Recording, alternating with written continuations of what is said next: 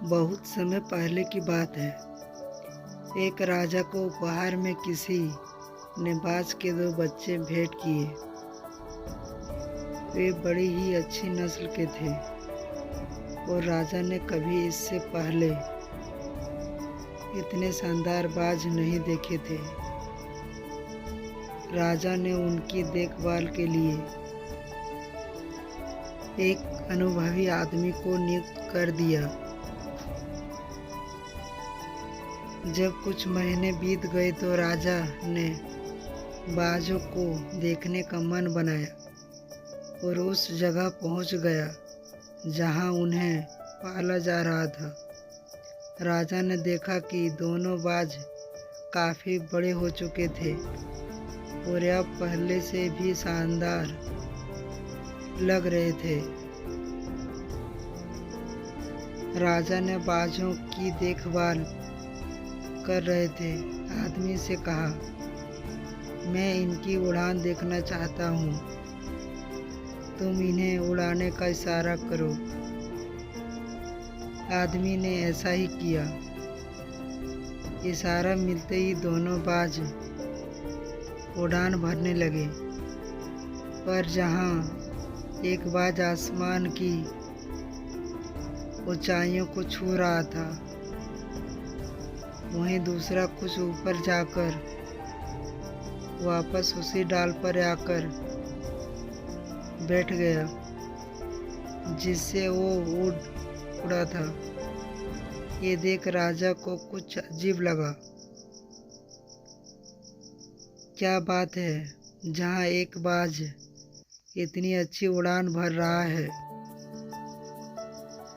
वहीं ये दूसरा बाज उड़ना ही नहीं जा रहा है। राजा ने सवाल किया। जी हुजूर, इस बाज के साथ शुरू से ही समस्या है।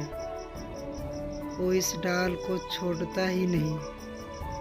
राजा को दोनों ही बाज प्रिय थे और वो दूसरे बाज को भी उसी तरह उड़ाना देखना चाहते थे।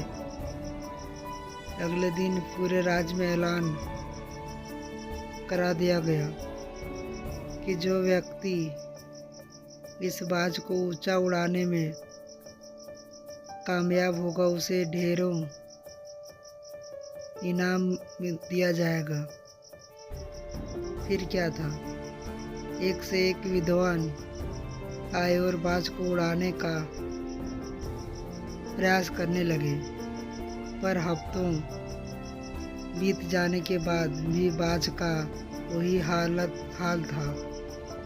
वो थोड़ा सा उड़ता और वापस डाल पर आकर बैठ जाता। फिर एक दिन कुछ अनोखा हुआ। राजा ने देखा कि उसके दोनों बाज आसमान में उड़ रहे हैं। उन्हें अपनी आंखों पर यकीन नहीं हुआ और उन्होंने तुरंत उस व्यक्ति का पता लगाने का कहा जिसने ये कारनामा कर दिखाया था। वह व्यक्ति एक किसान था। अगले दिन वह दरबार में हाजिर हुआ। उसे इनाम में स्वर्ण मुद्राएं भेंट करने के बाद राजा ने कहा, मैं तुमसे बहुत प्रसन्न हूँ। बस तुम इतना बताओ कि जो काम बड़े बड़े विद्वान नहीं कर पाए, वो तुमने कैसे कर दिखाया। मालिक, मैं तो एक साधारण सा किसान हूँ। मैं ज्ञान की ज़्यादा बातें नहीं जानता। मैंने तो बस वो डाल काट दी जिस पर बैठने का बाज आदी हो चुका था, और जब वो डाल ही नहीं रही तो वो भी अपने साथी के साथ ऊपर उड़ने लगा। दोस्तों, हम सभी ऊंचा उड़ने के लिए ही बने हैं, लेकिन कई बार हम जो कर रहे होते हैं उसके इतने आदी हो जाते हैं कि अपनी ऊंची उड़ान भरने की कुछ बड़ा करने की काबिलियत को भूल जाते हैं। यदि आप भी सालों से किसी ऐसे ही काम में लगे हैं जो आपके सही पोटेंशियल के मुताबिक नहीं है, तो एक बार ज़रूर सोचिए कि कहीं आपको भी उस डाल को काटने की ज़रूरत तो नहीं जिस पर आप बैठे हुए हैं।